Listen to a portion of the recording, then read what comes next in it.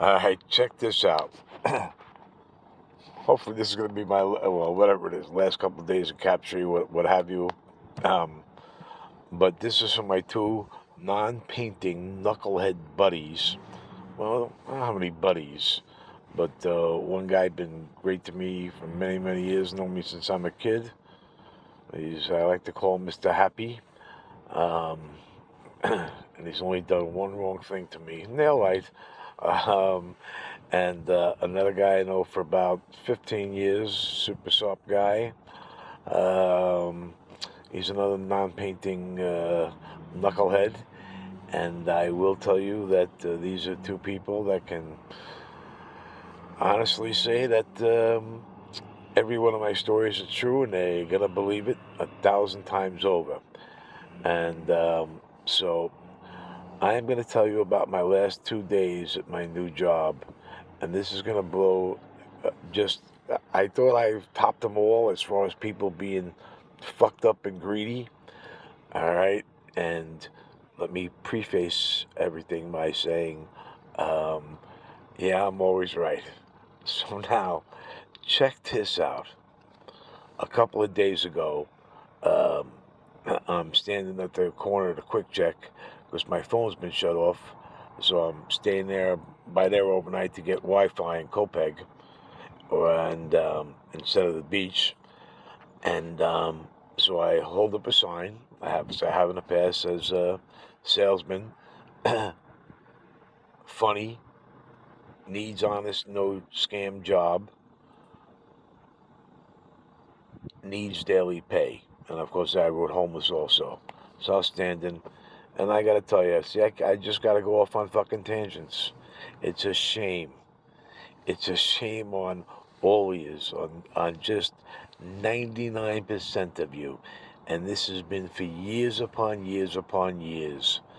It's like when I read people say it might be true or not be true about that pastor in Chicago who stood outside as a homeless man, and he was going to be the new pastor there.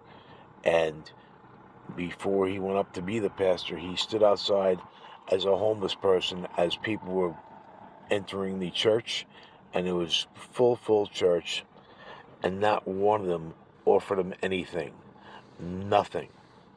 And he was in disguise, and then he went up to the church pulpit and recognized who they were, and he sent them all home. You know how horrible that is? It's so much worse. I don't know how it could be worse here on Long Island. Alrighty, the only people that truly help others besides themselves are Hispanic people, and everything I tell you is fucking factual. Thousands of people pass me by for years upon years upon years. Nobody stops, and my signs always never asked for money. It said I wanted a job, so on and so forth. Gave my phone number if I had one, and yeah, it was a good idea because you don't ask for money, you can't get in trouble for it. Even though people still do it, and people hate when they do it. Believe me, these people wish they didn't have to fucking do it, and hopefully those are gonna get fixed. So there's my tangent. Everywhere you go, nobody. It's scary that nobody helps. Shame on so many of you. So hopefully we can fix that. So now what happens is this. After thinking, and my thing is at the beach in Shawshank Redemption, and I thought a few weeks ago after losing my fucking Uber, and they won't tell me why, 1,800 good rides when I had my lemon that's been shorted out for 4 years, but when it ran about a fifth of the time when I had it, I did 1,800 Uber rides and had 5 stars, all kinds of the best. They used to do all kinds of comments there. Actually took me, once I got this thing, lemon number fucking 2, that took me 2 months to get it, for them to get my email straight, my phone number straight to get back on Uber. So I wind up doing Uber, and I get very close. In other words, I'm open about everything already, and people tell me everything in Uber, so on and so forth. And I'm not afraid to say anything. Already, I pick up this woman. All right, an older woman. She's pretty drunk, so I'm taking her home, and she says, "I'm a cougar." Excuse me. First, she starts going, "I'm a cougar," and I'm trying to think, yeah, okay. Now I'm looking at it, and I don't want to get in any trouble, all righty? And I'm the horniest bastard in the world. So now what happens is this. I go, again, I go, really? So I says, would you just let you know? I think what you're saying is you want me to, come in the back with you, right? So after we were done, of course, I recorded that part of the conversation. Yeah, as a matter of fact, I think I recorded in the beginning. So what happens is this. She says, yeah. So they were on the back seat.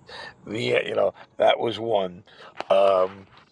Then I'm taking this nut girl job to Boston to meet her lover, the love of her life, that all she's doing is using because she's coming from her family.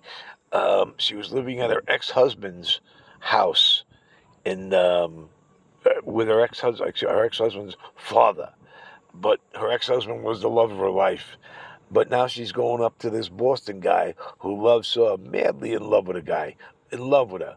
So I gotta, deal with this. She's buzzed as can be.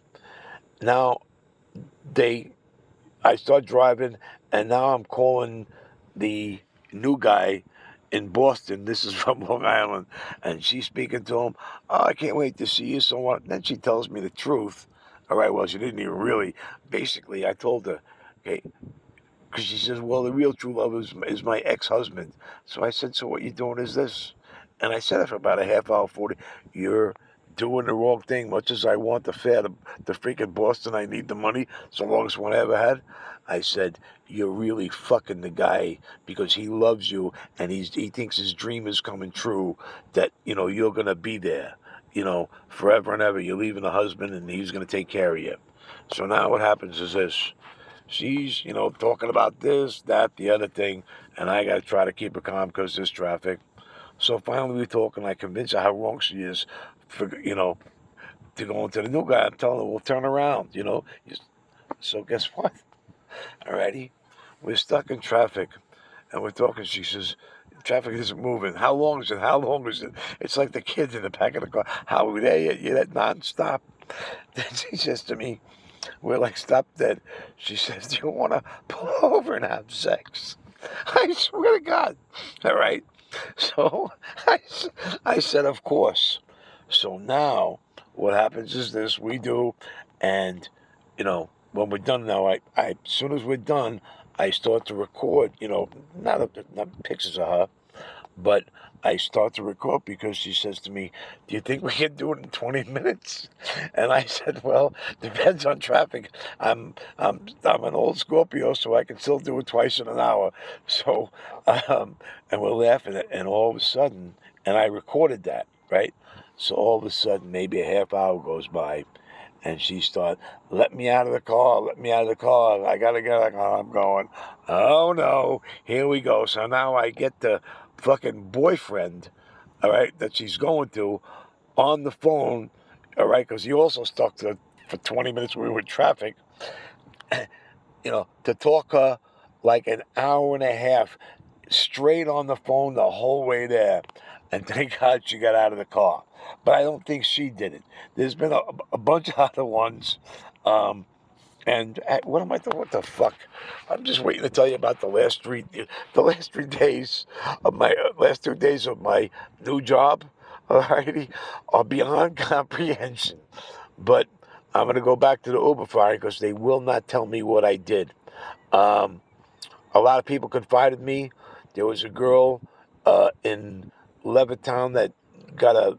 She told me her father had passed away in the Philippines. She was here alone with her mom, and she's an A student. I was taking her to go to work at Dunkin' Donuts, and we drove like bypass the school was, and she told me that when she came back from the Philippines, she took a final, a midterm, and she got a 20. And I didn't know. I says, "Is that good?" She goes, "No, it's horrible out of 100."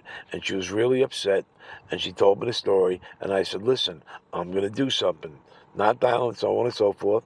So I went uh, um, in front of the school with a sign, in other words, that said, "Please give this young lady another chance. Shame on you," whatever high school that it was.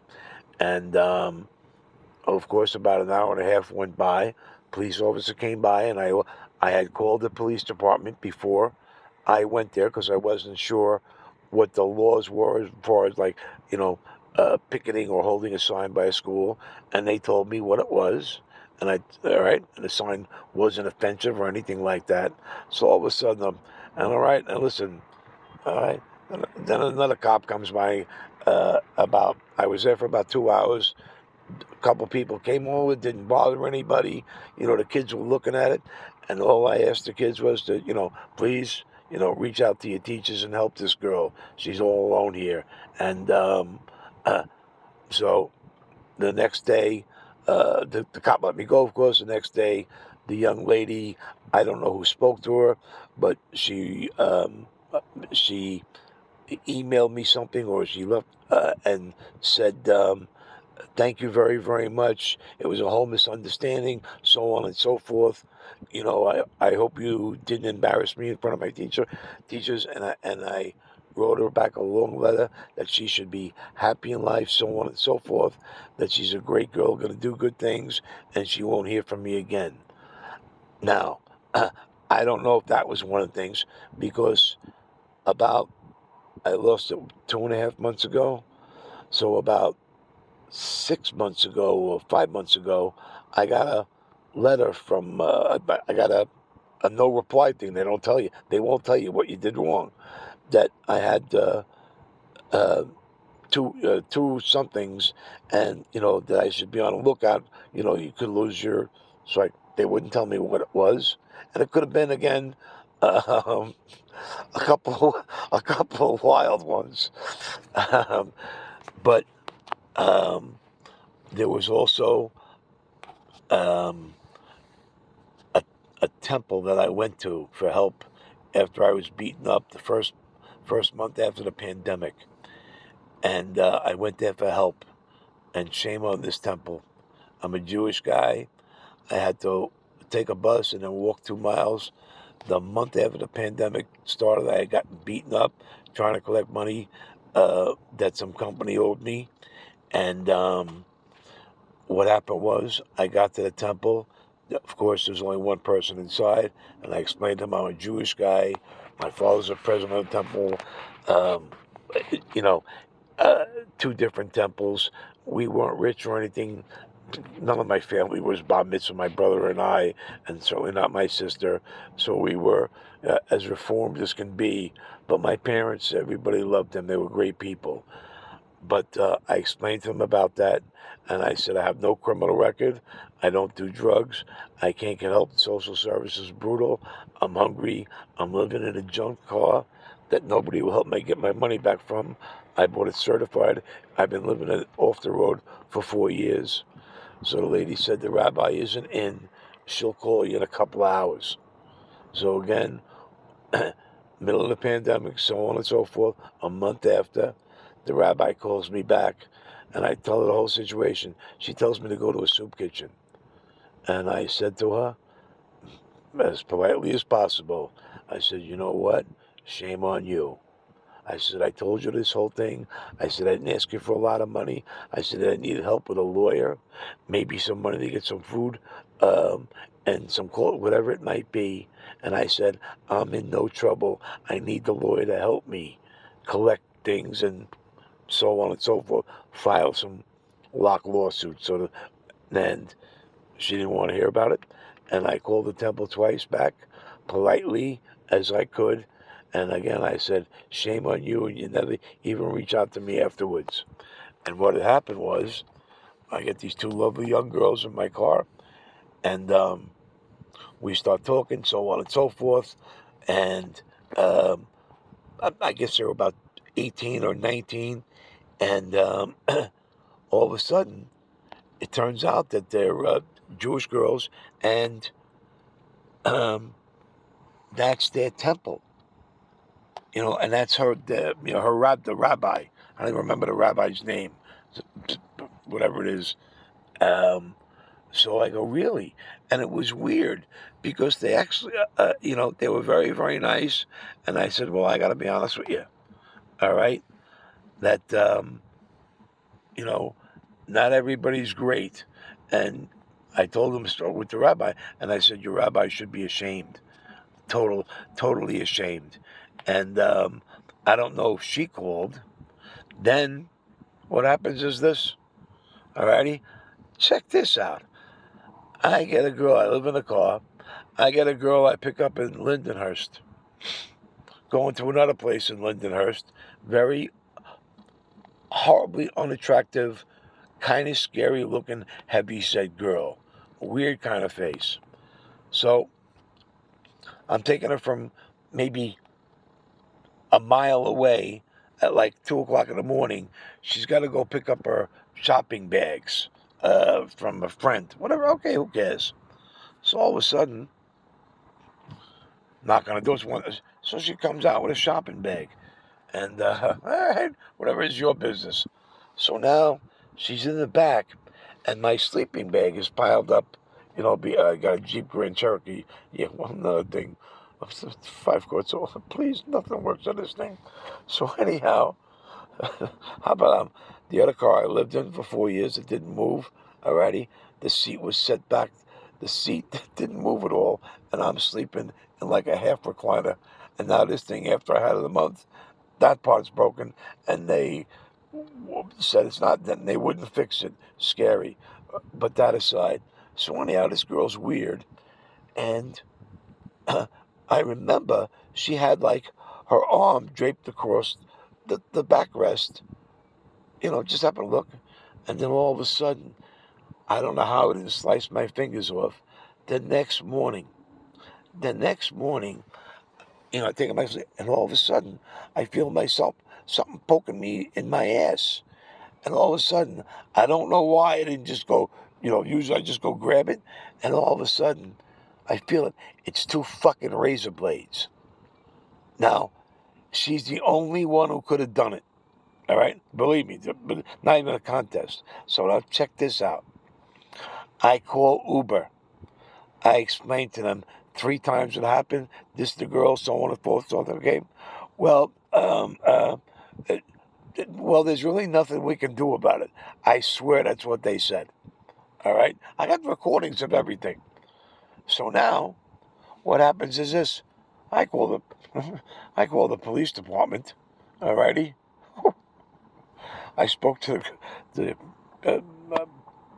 policewoman at the front desk, and she said, well, they're really not interested. There's nothing they can do about it. And didn't want to know. I said, have the address? Didn't want to know. So this is just, I don't think it could have been that girl. It could have been this. But, I had a major fight, let's see, with some Indian people, alrighty, Punjabis, and I had showed them a picture of me with 750 Punjabis at their New Year's Eve party. I'm the only white guy there. They all used to buy their Lincoln Town cars from me for 2.5 years. I built it from nothing. So I dealt with them for many, many years.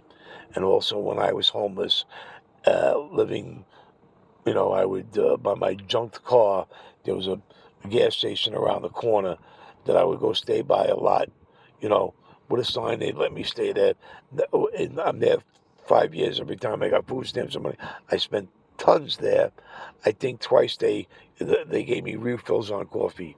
I slept outside their grass for 30 days because my car was an oven. I slept outside their grass for 30 days in between them and Citibank, and they never came out and offered me a cup of coffee, nothing. And I stopped the robbery there. It's scary. So what happens is this. I get this phone call to go pick up, people in Hicksville. And turns out it's this kid and a Punjabi kid, and he says, "Listen, can you do me a favor?" Yeah, sure. Okay, what's a favor? I got some stuff. I got a bunch of stuff.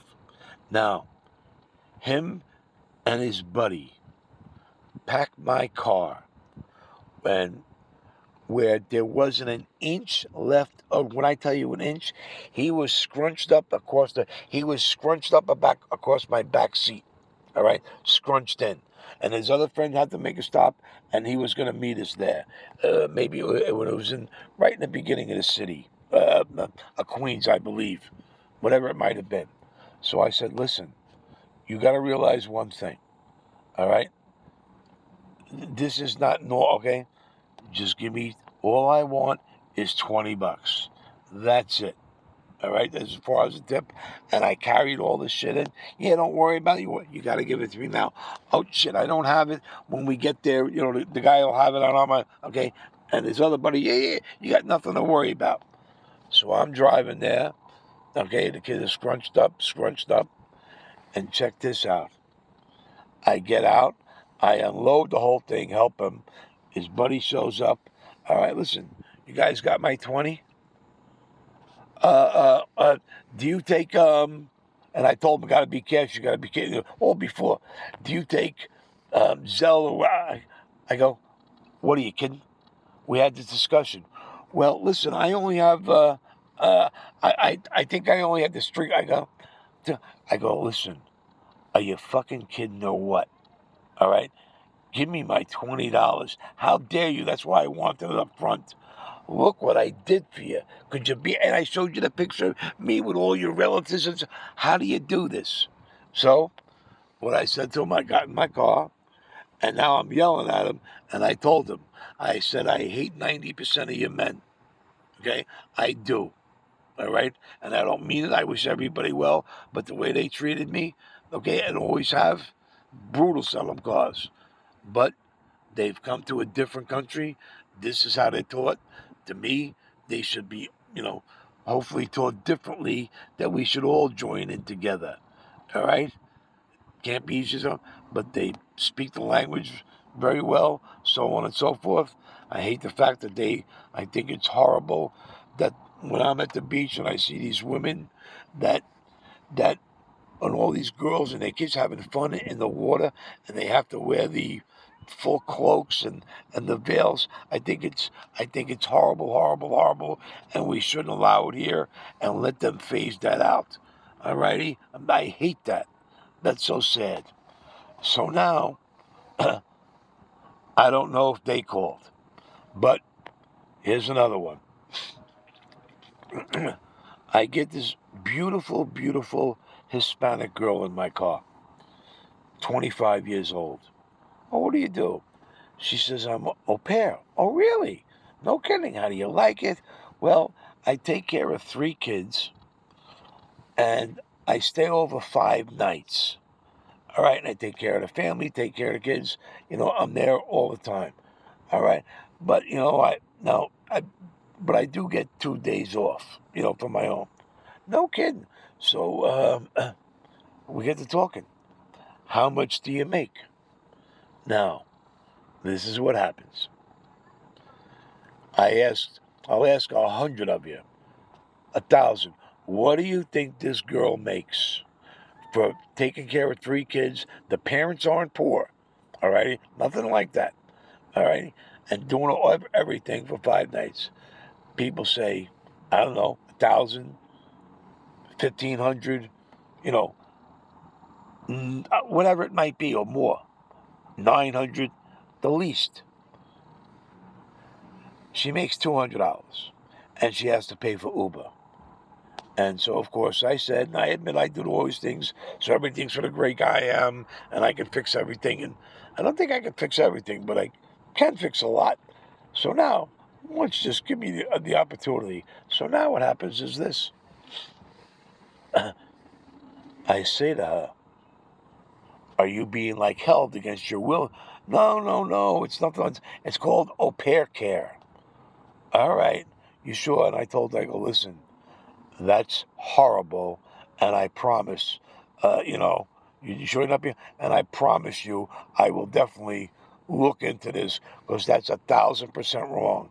It's like some vet when you look on my YouTube, Vinny, him and 3 other vets paying $2,300 a month each to rent half a house here on Long Island.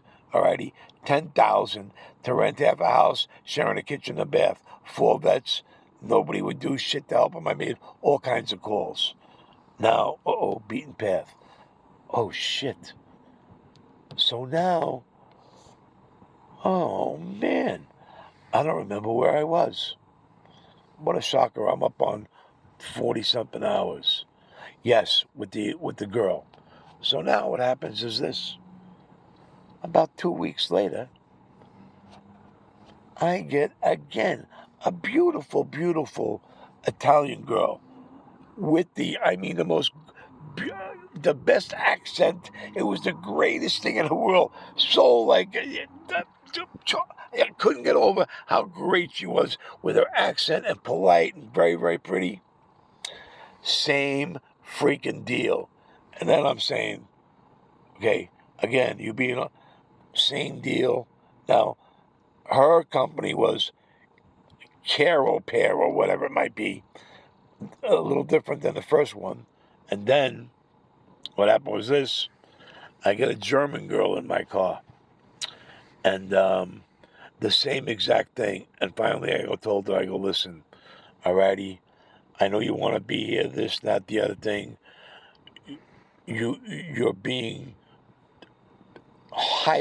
you're being so taken advantage of. And I know, I go, listen, this isn't fair, and I promise you, I'm going to try to get something done about it, and put your mind at ease. If I do get something done about it, you'll be placed somewhere, I don't want to say place, you'll have a much, much better position, okay, or a similar position, but making a lot more money. But again, so she might have went to the people and said, and they might have called Uber. There's a few others, so that's just to start. So now I got to get to the last 2 days of my new job, and this is going to blow minds from me. It's scary. So I'm just going to stop this now, and then I'm going to record that a little bit later.